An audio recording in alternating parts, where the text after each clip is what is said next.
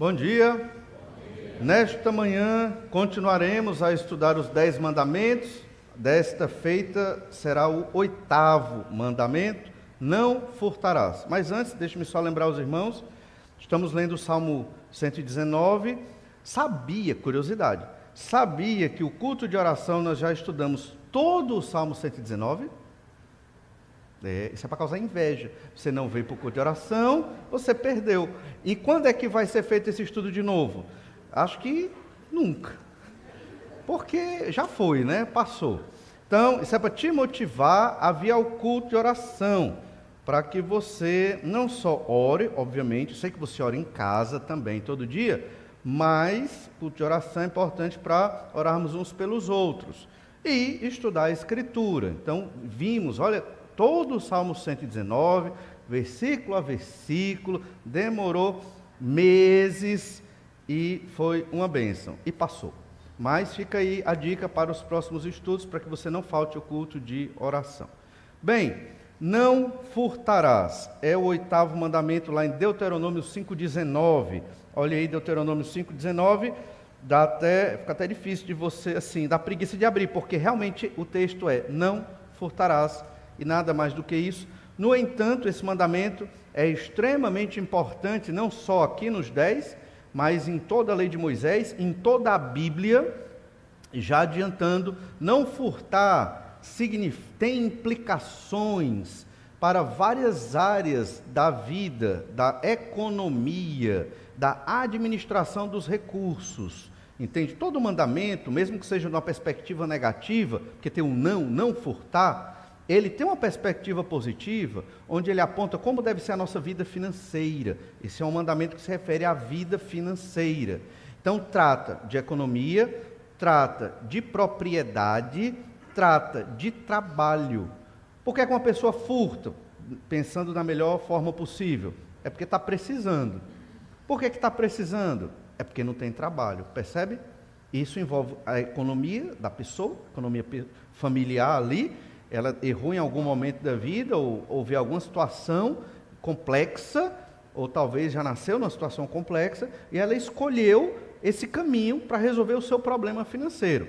Olha, óbvio que aqui a gente está olhando da melhor perspectiva, porque tem pessoas que furtam, mesmo tendo muito, né? Então você vê que é pecado, não é por necessidade somente, mas olhando aqui da melhor perspectiva, com bons olhos, para quem rouba, né?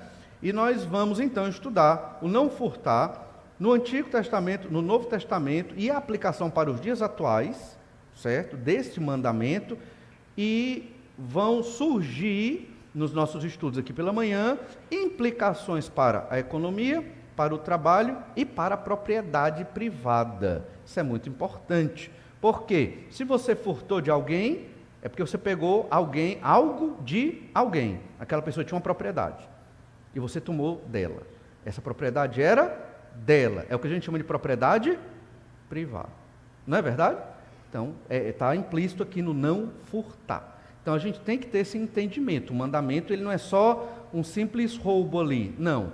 Ele é para toda a nação de Israel, certo? E nós vamos observar essas implicações.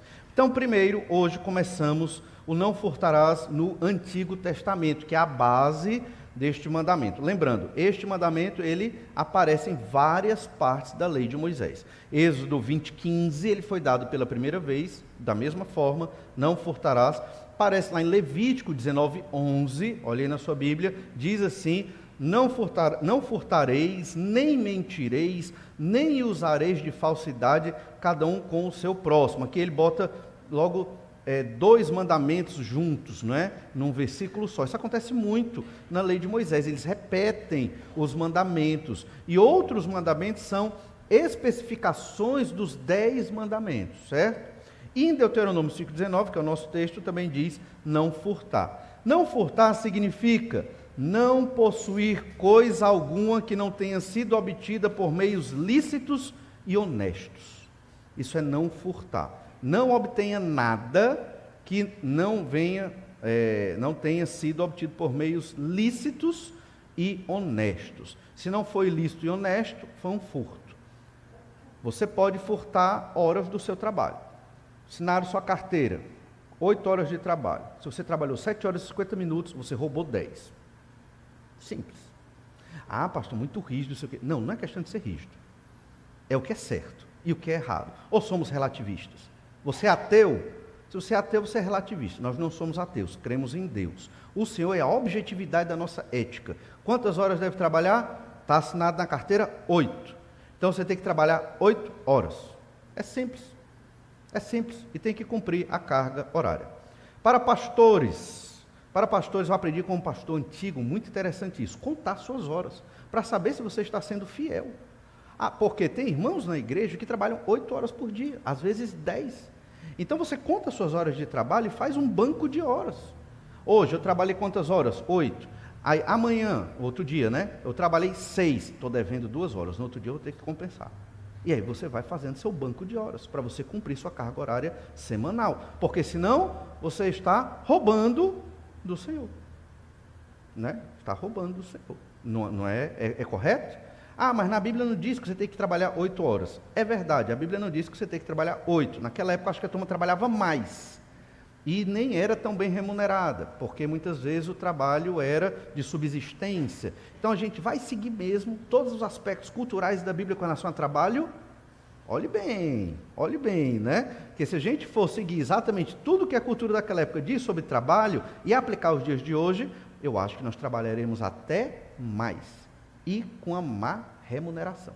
Então, vamos ser coerentes naquilo que nós fazemos. Aí nós temos que ter esse entendimento. Irmãos, obedecer a Deus não é só dentro dessas paredes, é na sociedade. Essa obediência não legalista, você é salvo pela graça em Jesus. Por que você vai guardar esses mandamentos e esse mandamento de não furtar? Exatamente porque você quer glorificar o Senhor. Primeiro, que você obedece a Deus, você sabe que é o melhor. Segundo, para glorificar a Deus. Terceiro, porque esse é o testemunho do poder da palavra de Deus. Um dia vai chegar o seu patrão e vai chegar para você e vai dizer assim: funcionário, parabéns, você for funcionário do mês, porque você cumpriu toda a sua carga horária de trabalho, você teve uma boa produtividade, você sempre vem animado, mesmo com os problemas na sua vida, você vem animado para o seu trabalho, então você está de parabéns. Você quer dizer alguma coisa, funcionário? Aí o funcionário crente em Jesus chega lá e vai dizer: o quê? Eu só fiz nada mais do que minha obrigação, que eu aprendi com o Senhor Jesus Cristo, lá na Bíblia Sagrada, porque Deus é bom. Aquele seu patrão incrédulo, ateu, pecador, vai dizer: que loucura, o que é isso? Que ser humano é esse? Ele vai ficar abismado, e você não fez nada mais, nada menos do que obedecer o que Deus diz, nenhum mérito a mais. A nossa sociedade é tão corrupta, no sentido do furto, nossa sociedade brasileira, que fazer o normal é ser herói, né? Homem simples acha no aeroporto mala com $1 milhão e devolve. Herói, exemplo nacional. Tudo bem, eu acredito que é bom fazer isso para poder motivar os outros a fazer a mesma coisa. Não estou dizendo que foi errado, mas ele fez a obrigação dele. Diante da ética de Jesus e de Deus revelada na Bíblia Sagrada, ele fez a obrigação dele. A gente vai ver aqui na lei de Moisés um princípio que diz assim: se você encontrou uma coisa perdida ali, um boi, tudo era boi naquela época, um boi, ele não é seu. Você guarda o boi e procura o proprietário e devolve o boi. Ele não é seu, entende? Então, se você você está no shopping, tem uma nota ali de R$100 no chão, você não é meu. Pronto, deixa lá. Chama o guarda, nota de R$100 aqui no chão. Pode ser que o guarda leve, o problema é dele. Acho que ele vai levar, mas eu não vou levar a nota de R$100. É muito simples. Existem várias modalidades de furto. O uso da violência para adquirir bens alheios é o furto clássico, né? Fraude comercial, medidas comerciais indevidas. Uma fraude comercial é um furto. Você supervalorizar um produto ali, tudo bem que a lei da oferta e da procura, mas tem um exagero. Ali pode ser um tipo de furto também. A preguiça é um furto. A preguiça é um furto, entendeu? A falta de diligência no trabalho, como eu expliquei agora, é um furto.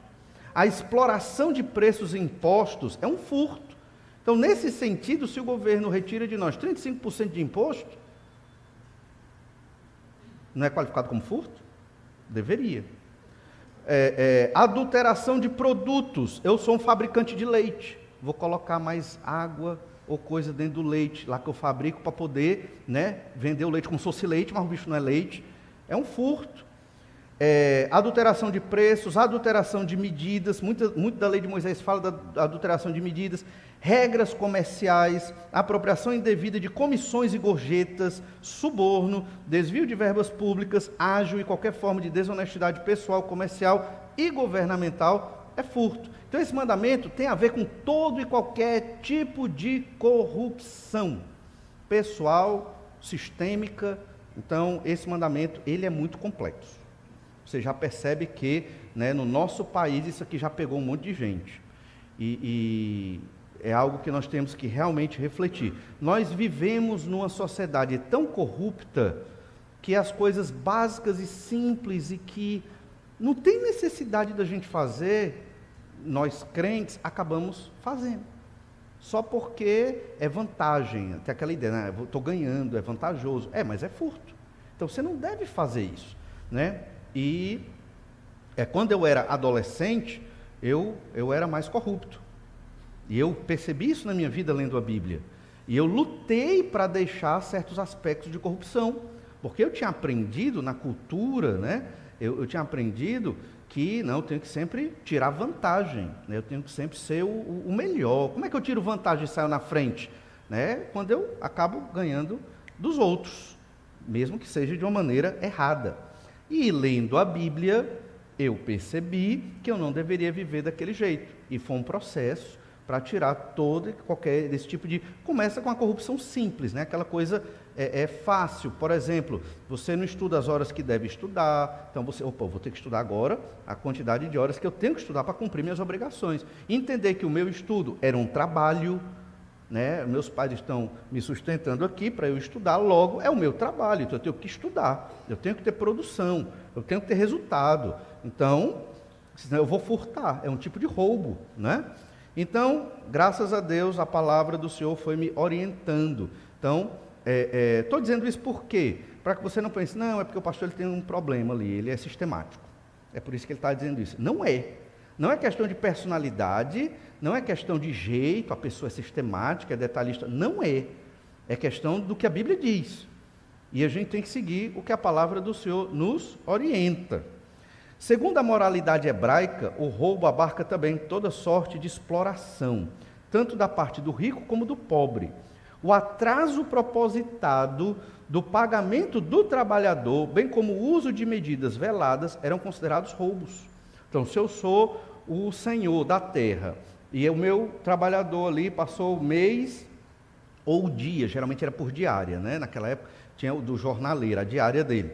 A jornada, aí ele teve uma jornada de trabalho naquele dia, aí chega o fim do dia, ele quer receber, e eu digo, não, amanhã eu te pago. Isso é roubo, é considerado roubo dentro da cultura do judeu naquela época. Levítico 19:13 diz, não oprimirás o teu próximo, nem o roubarás, a paga do jornaleiro não ficará contigo até pela manhã. Terminou o trabalho, você tem que ter o dinheiro para pagar ele. Não pode pagar pela manhã do outro dia. Isso é considerado furto. Olha a ética do Senhor na nossa vida. Então, quem é empresário e tem uma empresa, obviamente, que tem que pagar os seus funcionários, ele tem que honrar com isso. Veja como é difícil a vida do empresário no Brasil, porque muitas vezes não vai conseguir. Deuteronômio 25:13 diz, na tua bolsa não terás pesos diversos, um grande e um pequeno. Você entende isso? A lógica é que ele ia vender um produto, aí ele tinha lá a balança antiga deles, e ele tinha dois tipos de peso, um de 1 quilo e um de 900 gramas, que era o quilo também, só que era 900 gramas. Então, para uma pessoa que ele não queria roubar, ele botava o quilo. Para uma que ele queria roubar, ele botava a de 900 gramas, e aí ele ganhava 100 gramas ali. Isso é roubo. Então, Deuteronômio 25:13, de novo, na tua bolsa não terás pesos diversos, um grande e um pequeno. Na tua casa não terás duas sortes de efa, um grande e um pequeno. Terás peso integral e justo. Efa integral e justo. Efa era uma medida de líquido, né? Líquido que você colocava cereais para medir e pesar quando fosse vender naquela época. Para que se prolonguem os teus dias na terra que te dá o Senhor teu Deus, porque é abominação ao Senhor teu Deus todo aquele que pratica tal injustiça. Aí vem você para a igreja, adora ao Senhor, entoa cânticos belíssimos, mas está usando medidas fraudulentas naquilo que você vende, naquilo que você faz. Isso é roubo, isso é pecado. Isso invalida o seu relacionamento para com Deus. Você acha que não tem nada, não, mas porque todo mundo faz. Não interessa, Deus não quer saber se todo mundo faz. O Senhor está dizendo o que é o correto. Faça o correto. Ah, mas é impossível ser empreendedor no Brasil dessa forma. Não seja. Procure outro ramo, procure outra atividade para você, mas não viva no pecado. Isso é um pecado tão grave quanto qualquer outro tipo de pecado. Só que o brasileiro já está tão corrupto, não são só muitos dos nossos políticos, a palavra muitos, que estão corruptos, que são corruptos. O povo também é. E é por isso que tem políticos corruptos, porque o povo se deixou corromper. É simples. Nós, crentes em Jesus, não devemos nos deixar corromper. Isso deve ser algo fundamental na nossa ética diante do Senhor e na nossa vida de adoração a Deus. Se você não guarda esses princípios básicos e simples, isso significa que você não tem um compromisso honesto, sincero e firme com o Senhor Jesus Cristo. Certo? 3 principais textos sobre o furto no Antigo Testamento. Nós temos aqui Êxodo 22, do 1 ao 15, é um texto grande que a gente não vai observar agora, mas olha Levítico 19, 35 a 37, é um dos textos fundamentais aqui no Antigo Testamento. Não cometereis injustiça no juízo, isso é Levítico 19, 35, não cometereis injustiça no juízo, nem na vara, nem no peso, nem na medida. Então você tinha a vara que é o cânon para medir 1 metro, a nossa medida hoje é 1 metro, eles tinham o metro deles naquela época. Então, só que o metro, para quem rouba, era 90 centímetros, não era 1 metro, entende? Não pode acontecer isso, você não pode ter um peso fraudulento, nem uma medida. Verso 36, balanças justas, pesos justos, efa justo e justo rim. Rim não é o órgão, é também uma medida de líquidos para medir cereais naquela época. Tereis, eu sou o Senhor vosso Deus, que vos tira da terra do Egito, guardareis todos os meus estatutos e todos os meus juízos, e os cumprireis. Eu sou o Senhor. Aí imagina você estar, muitas vezes acontece no trabalho público, você quer trabalhar e quer fazer correto, e quer fazer valer seu salário, e quer cumprir seu horário, porque você é um crente em Jesus, mas os seus colegas funcionários não estão ali para fazer o que é correto, não estou dizendo todos, mas muitos. Por quê? Porque sabe que está garantido o salário, sabe que para ser demitido é muito difícil, logo acaba não sendo honesto. Isso acontece, né? Eu sei. E então, você sabe também, então isso é pecado. Mas o pior não é isso, o pior é que a turma vai tentar te corromper e você vai ser, muitas vezes, dependendo da natureza do seu ofício, pressionado a se corromper também. Por quê? Porque os corruptos não querem que alguém seja justo, porque senão você vai ameaçar a corrupção velada deles. E dizendo mais, se você sabe, você tem que denunciar. Você tem obrigação moral de denunciar. Se você sabe, se você viu, você tem que denunciar. E é nesse sentido que um crente em Jesus é um agente social, para manter a ordem e aquilo que é correto. E é difícil fazer isso. É melhor não saber. Não é? Não é verdade? Agora, óbvio que você tem que ter provas, vai se meter numa confusão, eu sei. Mas se você sabe, tem que denunciar.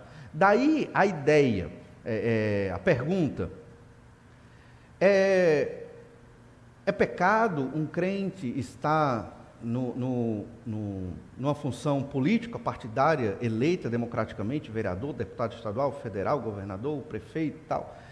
presidente, é lícito no Brasil? A resposta bíblica é sim, é lícito. Você pode se candidatar. No entanto, você tem que entender isso. Se você souber das corrupções dos políticos, você tem o dever moral de ir contra e entregar. Ah, pastor, mas aí vai ser difícil. Talvez minha vida corra risco. Então não entre. Então não entre. Então, esse é o princípio bíblico sobre você ser justo. O furto aqui, não furte, tem a ver com ser justo. Tem a ver com ser verdadeiro, tem a ver com ser honesto em tudo que você faz. Furto não é só roubei um negocinho aqui, não é só isso. Entende? A honestidade, nós devemos prezar por ela, porque o nosso Deus é um Deus da honestidade. Aquele que jura, mesmo com dano próprio, ele não se retrata. Entende? Isso é justiça. Todos nós somos pecadores e por natureza injustos, mas temos que trabalhar a nossa justiça, a nossa moralidade. Por quê? Porque da igreja, o corpo de Cristo, é que sai o quê? A verdade. Irmãos, não é mais, nem sei se foi um dia da universidade que sai a verdade. Também não é da Câmara de Deputados ou do Senado Federal que sai a verdade. Não é dessas instituições que sai a verdade, porque todos estão profundamente corrompidos, não só no Brasil, no mundo. A verdade tem que sair da igreja, o corpo de Jesus Cristo, pessoas transformadas pelo Espírito Santo de Deus, que conhece a revelação de Deus. Somos pecadores, é fato. Não seremos plenamente justos, é fato. Mas nós temos que buscar a justiça de Deus na nossa vida, na prática. Isso é um movimento social. Quer ter movimento social? É ser honesto. É um movimento social que garante a melhora da nossa cidade, do nosso governo, da nossa nação. Vote em mim. Não, brincadeira. Não é para votar. Parece discurso de político, né? Mas não é. Mas é verdade. É isso. Você quer? Eu quero melhorar. Quer? Seja honesto. Cumpra a lei. Ensine a honestidade, vá contra a corrupção, escolha aqueles que são menos corruptos. Simples, ou se tiver um honesto, é esse que você tem que escolher. Porque o problema do nosso país não é ideológico, é de caráter, é de corrupção. Todos são corruptos. É a busca pelo poder e pelo dinheiro. E o pobre miserável recebe a esmola. Deveria receber o quê, o pobre ou miserável? Como diz na lei de Moisés, ele deveria receber trabalho. O pobre miserável deveria ter um trabalho digno, com salário digno. Era isso que ele deveria receber, mas não tem.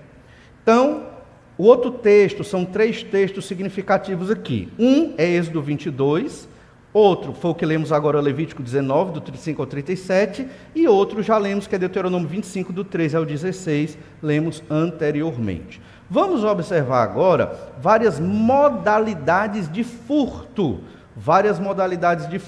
Primeiro, são os negócios fraudulentos. Isso é um tipo de furto, é um negócio fraudulento. Êxodo 22, 9.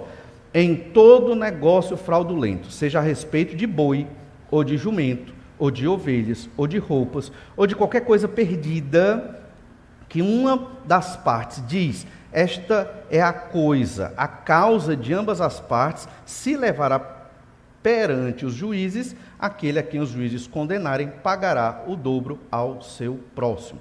Então, se foi uma coisa que foi perdida aqui, e detectar-se pelos juízes ali de Israel que essa coisa não pertence a você, por exemplo, você viu uma coisa perdida ali, vou pegar para mim, está perdido, né? Não é de ninguém, aí fica para você, só que o dono viu que está com você, aí leva no juiz, aí o juiz determina, realmente, você não devia ter pego, não era seu, você vai ter que pagar o dobro, você devolve aquela coisa e paga uma multa, pelo o dobro do valor daquilo que você pegou, se for um boi, se for uma ovelha, se for uma roupa, um boi perdido, como eu expliquei, né? Ele não é meu. Então veja que o objetivo aqui não é prender o ladrão, o objetivo aqui é onerar o ladrão, para que o ladrão perceba que o crime não compensa. Muitos desses corruptos da nossa nação, eles até roubam de propósito. Não, se eu ficar preso é tantos anos, eu não sei exatamente quantos, mas botei 4. Né? Réu primário, bom comportamento, não matei ninguém, só roubei bilhões. E aí? Eu fico um tempo preso tranquilo. Eu tenho um nível superior, vou para uma prisão tranquila e espero meu tempo ali, fico estudando, malho que só, o cara sai forte, malhado, bem alimentado da prisão, depois de 4, 5 anos, milionário. Né? Tudo bem que eu sei que tem que devolver o valor, mas e se ele não devolver, escondeu muito bem escondido? E aí? Não é? Então, é claro que tem mecanismos para isso, mas nem sempre funciona. A lei de Moisés não queria prender ninguém. Não é o objetivo da lei de Moisés prender ninguém. É fazer o ladrão entender que se você roubar, você vai pagar pelo que você roubou. E aí, nesse sentido, pode me roubar, eu quero é que me roube, porque se eu pegar, eu vou ter um investimento. Se você roubou uma coisa que era minha, aí você vai pagar 2 vezes mais. É um investimento. Qual é o investimento que em pouco tempo dobra o seu capital? Você não encontra. Mas se alguém te roubar, você recebe. Ou seja, isso não incentivaria o ladrão. Essa é a ideia, certo? Então, a lei de Deus é perfeita, como cantamos aqui hoje. Deveria ser aplicada. O uso de 2 medidas, outra modalidade de furto. O uso de 2 medidas que talvez tenha sido a modalidade mais praticada de furto ali no Antigo Testamento, negociantes ali de Israel, era adulterar as medidas, como já estudamos. Terceira modalidade, roubo de animais grandes e pequenos. Era uma sociedade agropastoril, então, muito gado, né? Olha, Êxodo 22, 1. Se alguém furtar boi ou ovelha e o abater ou vender por um boi, pagará 5 bois, 4 ovelhas por uma ovelha. Às vezes você podia roubar, e aí para eliminar a prova do crime, você mata o boi e já trata ele para poder vender. É que nem desmanche de carro, não tinha o carro, tinha o boi, e eles faziam isso com o boi. Então, mas se você for pego, o que é que acontece? Vai me dar 5 bois. Então você não vai ser preso, não tinha prisão em Israel, você vai ter que restituir. Então ficava todo mundo de olho, e ficava só observando, rouba, você ia lá observando. Aí se o ladrão roubasse, peguei, e ainda levava testemunhas. O que é que acontecia? 5 bois. Não tenho, agora é meu escravo, vai trabalhar para mim até pagar os 5 bois. É assim. Então, teoricamente, porque obviamente a turma não cumpria à risca essa lei, mas a lei tinha um objetivo de coibir o furto, entende? O arrombamento de casas estava também dentro do mandamento com relação ao furto. Olha Êxodo 22, verso 2. Vamos ler vários textos aqui de Êxodo 22. Diz assim, Êxodo 22, 2. Se um ladrão for achado arrombando uma casa e sendo ferido morrer, quem o feriu não será culpado de sangue. Por quê? Porque você está entrando na sua casa de noite, está lá o ladrão arrombando, você viu uma pessoa estranha, você vai matar. Não por maldade, mas para defender a sua família. Então você não é culpado daquele sangue, você estava legítima defesa, protegendo sua família. Verso 3, se porém já havia sol, quando tal se deu, quem o feriu será culpado do sangue. Neste caso, o ladrão fará restituição total. Se não tiver com que pagar, será vendido por seu furto. Então, aí você não pode matar o bandido de dia. Basicamente essa é a lei. Você pode matar o bandido de noite. Porque, teoricamente, assim, você não viu direito. Não tinha tanta luz quanto tem hoje, né? A gente tem que entender também essa questão cultural. Mas de dia tinha iluminação. Você não deveria matá-lo. Você tinha que imobilizar, fazer alguma coisa ali e levá-lo ao juiz para que ele pagasse, restituísse aquilo que ele estava roubando. Se não tiver com que pagar, será vendido. E aí que existiam muitos escravos em Israel, porque eles eram vendidos para pagar por aquilo que roubavam e se tornavam escravos, né, de outros. Bem, estamos observando então alguns princípios sobre o furto no Antigo Testamento. E você percebe que tem implicações importantíssimas para a nossa era moderna e pós-moderna. E compete a nós, crentes em Jesus, seguir a justiça de Deus. É difícil? Muitas vezes, mas Não compete a nós julgar a justiça de Deus. Bote isso na sua cabeça.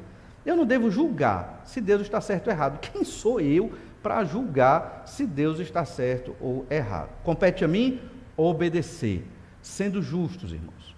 Nós estaremos realmente ajudando a nossa sociedade, com o nosso testemunho, com a nossa prática, né? A fé, ela não é só na mente, ela é nas ações. Nós estaremos auxiliando, sim. A igreja vai se tornar a coluna e baluarte da verdade, porque estamos vivendo, dentro daquilo que podemos, uma vida justa, uma vida que traz pesos justos, balança justa, medida justa. Vamos errar ocasionalmente, mas não podemos errar deliberadamente, roubando e como corruptores da lei do Senhor e da lei que rege as nossas ações nesse país. Vamos orar, pedir que o Senhor nos abençoe. Obrigado, Senhor Deus, pela tua justiça, porque graças ao Senhor Jesus, nós fomos considerados limpos, puros dos nossos crimes e pecados. Ajuda-nos, ó Pai, a refletir a justiça do Senhor como descrita na Bíblia Sagrada, para que sejamos luz no meio das trevas, uma testemunha da tua justiça, do teu poder e do teu amor nesta sociedade corrupta e corrompida pelo pecado. É o que te pedimos, ó Pai, em nome de Jesus é que oramos. Amém.